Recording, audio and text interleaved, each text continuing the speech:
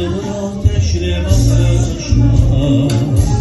Gör necə qəlbim közəlir, hər baxışında ürəyimdə bir yeni dünya gözəlir. Qönçə dodaqlarla gülüşlər, yenə gözlərimə gülüsün. Məni məndən alıb düşlər, yenə qapıma vurursun.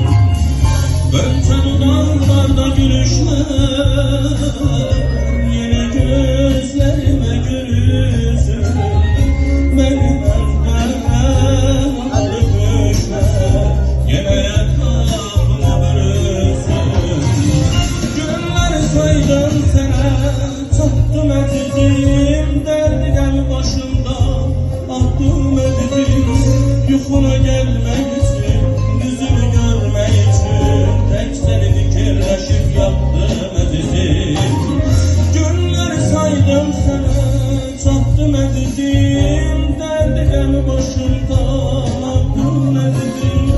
Yuxuna görmək üçün, yüzünü görmək üçün, tək səni fikirləşib yatdım əzizim. Yüzünü görmək üçün, yüzünü görmək üçün, tək səni fikirləşib yatdım əzizim. Sağ ol. Kardeşim burada